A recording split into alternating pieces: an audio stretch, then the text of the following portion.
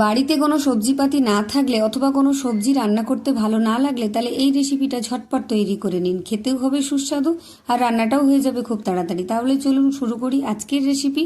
একদম স্কিপ না করে পুরো ভিডিও দেখুন, আশা করি আপনাদের একটা ভালো রেসিপি উপহার দিতে পারবো। আমি প্রথমেই নিয়ে নিয়েছি 1 বাটি বেসন, একটা বড় বোলের মধ্যে ঢেলে নিলাম। এটা আপনারা কিন্তু কম বেশি করে নিতে পারেন। দেখুন এই জায়গাটা আমার একটু ছোট ছোট বলে মনে হচ্ছে, তাই আমি এটাকে একটা বড় পাত্রে ঢেলে নেব যাতে মিক্সড করতে আমার সুবিধে হয়। এবার এখানে নিয়ে নিচ্ছি আমি 3খানা ডিম, আগে থেকেই ভেঙে রেডি করে রেখেছিলাম। দেখে বুঝতেই পারছেন, তবে ডিম আর বেসনের কোয়ান্টিটিটা আপনারা কম বেশি করে নিতেই পারেন। এবারে ডিমগুলোকে আমি এই বেসনের মধ্যে দিয়ে দিলাম। স্কিপ না করে পুরো ভিডিও দেখলে কি হয়, প্রসেসটা আপনারা ভুল করবেন না, পুরোটাই দেখে শিখে নিতে পারবেন। দিয়ে দিলাম আন্দাজ মতো নুন, হাফ চামচের একটু কম হলুদের গুঁড়ো, আর দিয়ে দিচ্ছি আমি কিছুটা পেঁয়াজ কুচি। পেঁয়াজ কুচিটা একটু বেশি করেই দিচ্ছি, এটা ভালো হবে, রান্নাটা খেতেও ভালো হবে। দিয়ে দিচ্ছি 3-4টে কাঁচা লঙ্কা কুচি, দিয়ে দিলাম কিছুটা ধনেপাতা কুচি। ব্যাস, আর কিছু দিতে লাগবে না। এবার ভালো করে মিক্সড করে নিতে হবে। তবে মাখানোর সময় একটু শক্ত শক্ত বা শুকনো শুকনো লাগবে। সাবধানে আস্তে আস্তে মাখাতে মাখাতে কিন্তু খুব সুন্দর করে মাখানো হয়ে যাবে।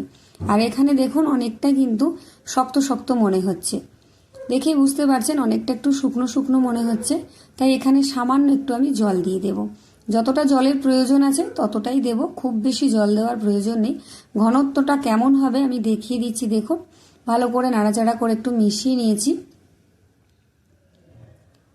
এই দেখুন ঠিক এই রকম হবে ঘনত্বটা। নুনটা একটু আমার কম কম মনে হচ্ছিল, তাই আমি সামান্য একটু নুন অ্যাড করে দিলাম। দিয়ে ভালো করে আবারও মিশিয়ে নিচ্ছি।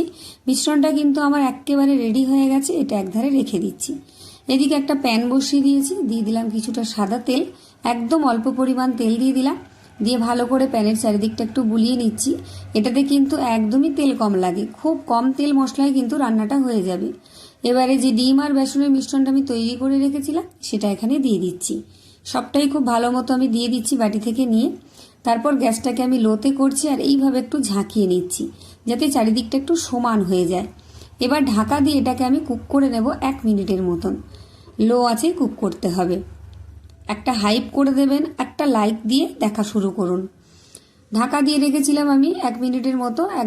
1 মিনিট পর আমি ঢাকাটা খুলে নিলাম। এর থেকে আর বেশিক্ষণ কিন্তু এটাকে কুক করা যাবে না, কারণ তলার দিকটা পুড়ে যেতে পারে। তাই এটাকে আমি এই সময় তুলে নিচ্ছি। দেখুন বেশ শক্ত হয়ে গেছে, অনায়াসেই কিন্তু তোলা যাবে। এটাকে আমি তুলে নিলাম। এবারে প্যানের মধ্যে দিয়ে দিচ্ছি আমি সামান্য পরিমাণ তেল। 3টে ডিম ভাজতে গেলে কিন্তু আমাদের অনেকটাই ডিমের প্রয়োজন হতো, সেক্ষেত্রে খুব কম তেলে কিন্তু এটা রান্না হয়ে যাচ্ছে।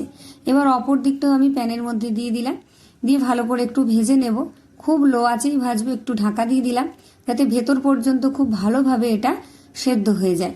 ঢাকাটা খুলে নিলাম। দেখুন খুব সুন্দর করে কিন্তু ফুলে উঠেছে আর রংটাও ভীষণ সুন্দর এসেছে, দেখেই বুঝতে পারছেন। আর উল্টো দিকটাও দেখুন কত সুন্দর লাগছে দেখতে। উল্টো পাল্টা এইভাবে একটু চেপে নিয়ে আমি এটাকে তুলে নেব, আর বেশিক্ষণ ভাজার প্রয়োজন নেই। গ্যাস বন্ধ করে এটাকে তুলে নিয়েছি। এবার খুব ভালো করে এটাকে ঠান্ডা করে নেব। ততক্ষণ ওই প্যানের মধ্যে দিয়ে দিয়েছি কিছুটা জল, আর 2খানা ছোট সাইজের আলু আমি এরকম একটু লম্বা লম্বা পাতলা করে কেটে রেখেছিলাম, সেটাকে এর মধ্যে দিয়ে দিলাম। দিয়ে এটাকে আমি একটু সেদ্ধ করে নেব, খুব বেশি সেদ্ধ করব না। এবার সাথে সাথেই দিয়ে দিলাম কিছুটা নুন, দিয়ে ভালো করে নাড়াচাড়া করে ঢাকা দিয়ে এটাকে আমি সেদ্ধ করব। এটা সেদ্ধ হতে থাক, ততক্ষণ এদিকে আমি 3খানা ছোট টমেটো নিয়েছি। টমেটোটাকে আমি এবারে এরকম করে একটু টুকরো করে কেটে নেব। টমেটোর পরিমাণটা একটু বেশি রাখবেন, তাহলে কিন্তু এই রান্নাটা খেতে ভীষণ ভালো লাগবে। আমি একটু ছোট ছোট করে টুকরো করে নিচ্ছি। আপনারা যদি চান এটাকে গ্রেট করে নিতে তাও করে নিতে পারেন, তাহলে রান্নাটা আরও তাড়াতাড়ি হয়ে যাবে। সমস্ত টমেটোটাই কিন্তু এখানে আমার কাটা হয়ে গেছে। ওদিকে টমেটো কাটতে কাটতে এদিকে দেখুন আলুটাও কিন্তু খুব ভালো করে সেদ্ধ হয়ে গেছে। খুব বেশি কিন্তু সেদ্ধ করব না, আমি জাস্ট এই যে স্প্যাচুলাটা গাঁথা যাচ্ছে, এই হাত দিয়ে আলুটা ভাঙলে ভাঙা যাবে, এই রকম সেদ্ধ হয়ে গেলে এটাকে আমি জল থেকে তুলে নেব। আর বেশি সেদ্ধ করার দরকার নেই, যেহেতু পরে আমি রান্না করব। আর আপনারা যদি রান্নাতে আলুটা দিতে না চান তাও নাও দিতে পারেন, তাতে কোনো সমস্যা নেই, তাতেও রান্নাটা ভালো হবে। এবার একটা কড়াই বসিয়ে দিয়েছি, দিয়ে দিলাম বেশ কিছুটা সর্ষের তেল, 1খানা শুকনো লঙ্কা ছিঁড়ে দিলাম, আর দিয়ে দিলাম কিছুটা জিরে, গোটা জিরে শুকনো লঙ্কাটা একটু ভালো করে নেড়েচেড়ে আমি ভেজে নেব। তেলটা কিন্তু আপনারা কম বেশি করতেই পারেন, কোনো সমস্যা হবে না তাতে। এবার দিয়ে দিচ্ছি আমি বেশ কিছুটা পেঁয়াজ কুচি। এখানে বড় মাপের আমি 2খানা পেঁয়াজ কুচি করে রেখেছিলাম, সেটা এখানে দিয়ে দিলাম। নেড়ে চেড়ে হাই হিটে পেঁয়াজটাকে আমি লাল করে ভেজে নেব। এখানে গ্যাস লো করার প্রয়োজন নেই। হাইতে রেখেই আমি পেঁয়াজটা কুচি করে নেব। মাত্র 3খানা ডিম দিয়ে কিন্তু সারা পরিবারের জন্য ডিনার বা দুপুরের খাবারের জন্য রান্নাটা হয়ে যাবে খুব তাড়াতাড়ি, খেতে ভীষণ সুস্বাদু লাগবে। পেঁয়াজটা লাল করে ভাজা হয়ে যেতেই কেটে রাখা টমেটোটা দিয়ে দিলাম, দিয়ে একটু নাড়াচাড়া করে নেব। এবার দিয়ে দিলাম আমি আন্দাজ মতো নুন, দিয়ে দিলাম 1/2 চামচ হলুদের গুঁড়ো, 1/2 চামচ লঙ্কার গুঁড়ো, দিয়ে দিচ্ছি 1/2 চামচের একটু কম ধনের গুঁড়ো, 1/2 চামচ জিরের গুঁড়ো, আর দিয়ে দিচ্ছি আমি 1 টেবিল চামচ মাপের আদা রসুন আর পেঁয়াজ বাটা, খুব সামান্য পরিমাণে দিলাম। আর দিয়ে দিলাম 1 চামচ মতো জল, যাতে মশলাটা শুকনো শুকনো না হয়ে যায়। ভালো করে এবার মশলাটাকে কষিয়ে নেব, যাতে মশলা থেকে কাঁচা গন্ধটাও চলে যায় আর টমেটোটাও খুব তাড়াতাড়ি নরম হয়ে যায়। বেশ কিছুক্ষণ ধরেই মশলাটাকে কষিয়ে নিতে হবে। এই সময় গ্যাসটাকে কিন্তু আমি মিডিয়ামে করে দিয়েছি। বেশ কিছুক্ষণ একটু মশলাটা আমি কষিয়ে নিয়েছি। দেখুন টমেটোটা একদম গলে গেছে আর মশলা থেকে তেল ছাড়তেও শুরু করেছে, দেখে নিশ্চয়ই বুঝতে পারছেন।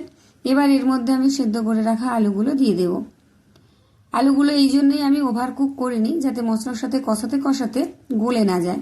এবার কিছুক্ষণ আমি মশলার সাথে আলুটা কষিয়ে নেব। আলু যেহেতু সেদ্ধ করা, খুব বেশিক্ষণ কষানোর প্রয়োজন নেই আর ঢাকা দেওয়ারও প্রয়োজন নেই। আর নুনটা কিন্তু আমি একেবারে আন্দাজ করেই দিয়েছি, পরে আর নুন দেব না। আলুতে সেদ্ধ করার সময়তেও নুন দিয়েছি আর মশলা কষানোর সময়তেও নুন দিয়েছি। এই সময় দিয়ে দিলাম আমি 1/2 চামচ মতো চিকেন মশলা। আপনারা চাইলে চিকেন মশলার পরিবর্তে সবজি মশলা অথবা বাড়িতে তৈরি করা গোটা গরম মশলা গুঁড়ো করেও দিতে পারেন, এতেও হবে। চিকেন মশলাটা দিলে বেশ সুন্দর একটা গন্ধও আসবে, স্বাদও আসবে। অল্প কিছুটা আমি জল দিয়ে দিচ্ছি, একটু শুকনো শুকনো লাগছে তাই। ভালো করে এটাকে আবারও একটু কষিয়ে নেব, যাতে এই মশলার কাঁচা গন্ধটা না রান্নার মধ্যে থেকে যায়। যারা আমার চ্যানেলে নতুন আছেন, প্রথমবার ভিডিও দেখছেন, যদি ভালো লাগে তাহলে আমার চ্যানেলটা সাবস্ক্রাইব করে পাশে থাকা বেল আইকনটি প্রেস করে অল করে রাখবেন। আমার ভিডিও নোটিফিকেশন সবার আগে আপনার কাছে পৌঁছে যাবে।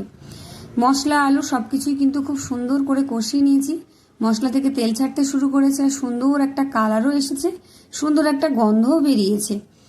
এবার কিন্তু আমার আলু আর মশলা কষানো রেডি। এবার আগে থেকে আমি কিছুটা জল গরম করে রেখেছিলাম, 3 কাপ মতো, সেটা পুরোটাই এখানে দিয়ে দিলাম।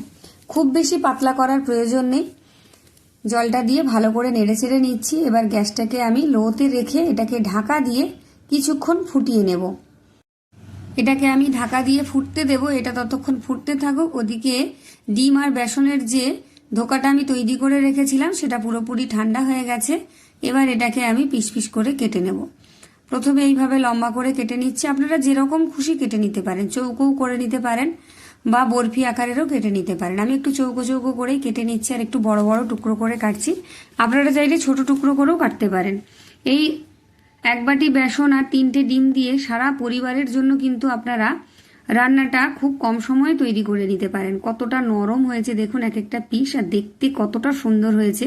প্রত্যেকটা পিস কিন্তু ভীষণ সুন্দর হয়েছে। আর এই সময় কিন্তু শুধু মুখেও আপনারা এইভাবে খেয়ে নিতে পারেন, তাতেও ভীষণ ভালো লাগবে। মানে ডাল ভাতের সাথে এরকম তৈরি করেও আপনারা খেয়ে নিতে পারেন।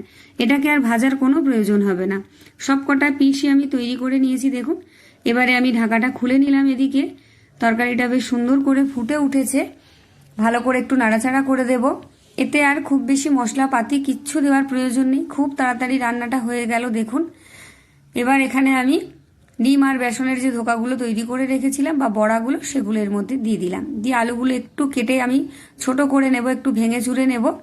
আর ভালো করে ঝোলটাকে আমি একটু নাড়াচাড়া করে ঢাকা দিয়ে ফুটিয়ে নেব, যাতে ডিমের ধোকাগুলোর মধ্যে এর নুন ঝাল তেল মশলাটা খুব ভালো করে ঢুকে যায়, নরম হয়ে যায়। দেখুন বেশ ফুলে উঠেছে আর সুন্দর করে ফুটেও উঠেছে। ঝোলটা অনেক কমে গেছে। এর থেকে আর ঝোল আমি কমাবো না, কারণ ঠান্ডা হয়ে গেলে এটা অনেকটাই শুকনো হয়ে যাবে।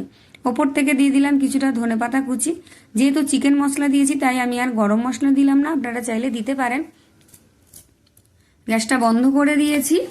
এবার এটাকে কিছুক্ষণ স্ট্যান্ডিং টাইমে রাখার পর আমি এটাকে নামিয়ে দেখাচ্ছি। দেখুন কতটা সুন্দর হয়েছে। গরম গরম ধোঁয়া ওঠা ভাতের সাথে অথবা রুটি পরোটার সাথে কিন্তু ভীষণ ভালো লাগবে। একবার অবশ্যই খেয়ে কে কোথা থেকে কমেন্ট করছেন আমাকে জানিয়ে যাবেন। আর ফেসবুক থেকে দেখলে অবশ্যই পেজটি ফলো দিয়ে রাখবেন। সকলকে অসংখ্য ধন্যবাদ। আবার একটা নতুন ভিডিও নিয়ে আপনাদের সামনে হাজির হব। সবাই ভালো থাকবেন, সুস্থ থাকবেন, আর লাইক কমেন্ট শেয়ার করে দেবেন বন্ধু বান্ধবদের মধ্যে। সকলকে অসংখ্য ধন্যবাদ জানিয়ে বিদায় নিচ্ছি। টাটা।